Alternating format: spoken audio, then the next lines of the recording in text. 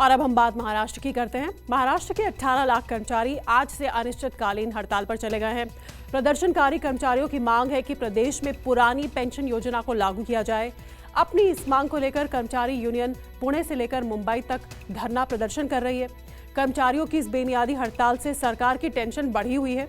इधर इस मसले पर प्रदेश में राजनीति भी चल रही है। ये रिपोर्ट देखिए। राज्य शासकीय कर्मचाऱ्यांच्या एक सुटीचा राज्य शासकीय कर्मचाऱ्यांच्या एक सुटीचा एकच मिशन महाराष्ट्र में अब ओपीएस यानी ओल्ड पेंशन स्कीम की मांग की आग धधकने लगी है। भारी संख्या में सरकारी कर्मचारी सड़कों पर उतर आए हैं। प्रदेश के लगभग 18 लाख सरकारी कर्मचारी पुरानी पेंशन योजना लागू करने की मांग को लेकर अनिश्चितकालीन हड़ताल पर हैं। सोमवार से प्रदेश के अलग अलग इलाकों में कर्मचारी अपनी मांग को लेकर प्रदर्शन कर रहे हैं। हड़ताल से पहले कर्मचारी यूनियन और सरकार के बीच 2 दौर की बैठक भी हुई।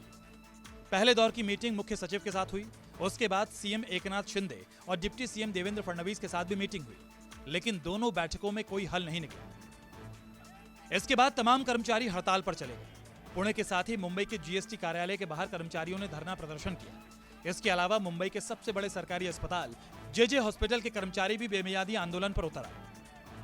ओल्ड पेंशन स्कीम को लेकर महाराष्ट्र में फिलहाल राज्य के सरकारी कर्मचारी बेमियादी हड़ताल पर जा चुके हैं और ये हड़ताल पूरे महाराष्ट्र में जारी है और कुल 18 लाख ये कर्मचारी हैं जो फिलहाल हड़ताल पर जा चुके हैं। इस समय हम मुंबई के जेजे अस्पताल में मौजूद हैं और यहाँ पर भी ये कर्मचारी सुबह से ही नारेबाजी कर रहे हैं। इनकी मांग क्या है, इनसे बात करते हैं। सर, मुख्यमंत्री हो या फिर राज्य के चीफ सेक्रेटरी हो, सभी ने आपको समझाने की कोशिश की, फिर भी आप हड़ताल कर रहे हैं। आपका क्या कहना है?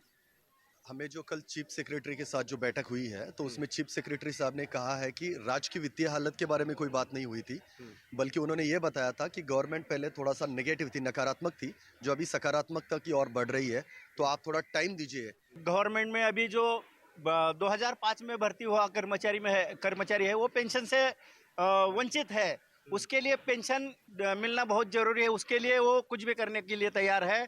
चाहे कोई भी कार्रवाई गवर्नमेंट करे, हम पेंशन के इस आंदोलन से हटेंगे नहीं। ये तो हमारा हक है कि हमको ओल्ड पेंशन मिलनी चाहिए। ओपीएस के लिए, ओल्ड पेंशन योजना के लिए हम सब लोग डट के खड़े हैं। जब तक हमारी जूनी पेंशन की मांग मान नहीं लेते, हम स्ट्राइक पे जारी रहेंगे। कर्मचारियों की ओपीएस की इस मांग पर महाराष्ट्र में सियासत भी अपने चरम पर है। कर्मचारियों की मांग का यह मुद्दा सदन में भी उठा।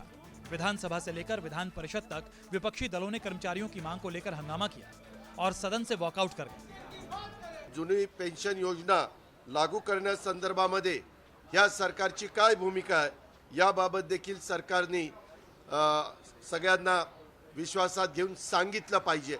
कारण चर्चा काल जरी फोल ठरलेली असली तर बऱ्याचदा अशा मीटिंग होतात, मार्ग निघतो। आम्ही पण सरकारमध्ये अनेक वर्ष राज्यकर्ते म्हणून काम केलेलं आहे। फार कर्मचाऱ्यांच्या अधिकाऱ्यांच्या दृष्टिकोनातून त्यांचा जिव्हाळ्याचा प्रश्न आहे।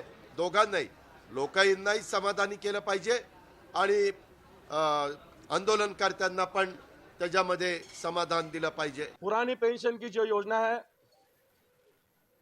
ओल्ड पेंशन स्कीम, इसके बारे में महाराष्ट्र के 18 लाख कर्मचारी स्ट्राइक पे गए हैं। सरकार असंवेदनशील है। सही मायने में सरकार ने इन 18 लाख कर्मचारियों से बात करनी चाहिए थी। इस ओल्ड पेंशन के बारे में पॉजिटिव भूमिका लेना चाहिए थी, वो सरकार ने नहीं ली। इसलिए हम विधान परिषद के महाविकास आघाड़ी के सभी सदस्यों ने कामकाज पे बहिष्कार डाल दिया है। कर्मचारी को भी जूनी पेंशन लागू न करने का जो निर्णय लिया है, 20 लाख कर्मचारी स्ट्राइक पे जाने की वजह से आज महाराष्ट्र में प्रशासकीय व्यवस्था पूरी ठप हो चुकी है। इसका जवाब सरकार को देना पड़ेगा। ये मामले को तुरंत सुलझाना पड़ेगा। यही मांग कांग्रेस करती है, नहीं तो कुर्सी छोड़ो आंदोलन इस राज्य में शुरू हो जाएगा। विपक्षी दल जहां कर्मचारियों के समर्थन में सरकार पर दबाव बना रही है, वहीं डिप्टी सीएम और प्रदेश के वित्त मंत्री देवेंद्र फडणवीस भी इस पर चर्चा की बात कर रहे हैं। आम्ही याच्यामध्ये सगळ्यांसोबत चर्चा करून, फायनान्स सोबत चर्चा करून काय मार्ग निघेल, पण लॉंग टर्मचा मार्ग आपल्याला काढावा लागेल। शॉर्ट टर्मचा मार्ग काढून आपल्याला चालणार नाही।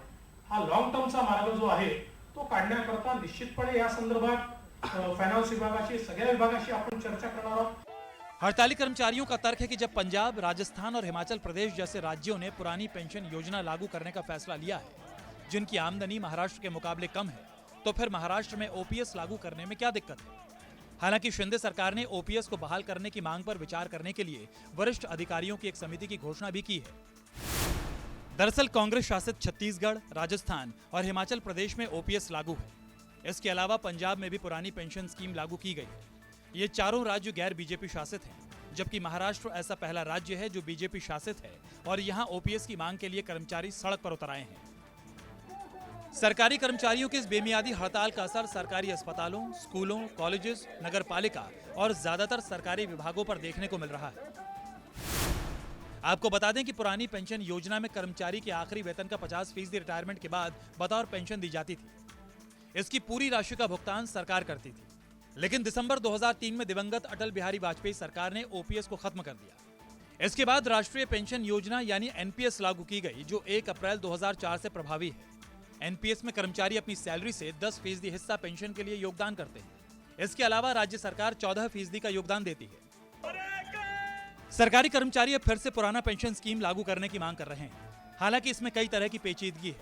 सरकारों का तर्क है कि इससे सरकारी खजाने पर ज्यादा बोझ बढ़ेगा, लेकिन गैर बीजेपी शासित राज्यों में ओपीएस लागू होने के बाद बीजेपी शासित राज्यों पर दबाव बढ़ गया है। ऊपर से माहौल भी चुनावी है। मुंबई से विनोद जगदाले के साथ ब्यूरो रिपोर्ट, न्यूज़ 24।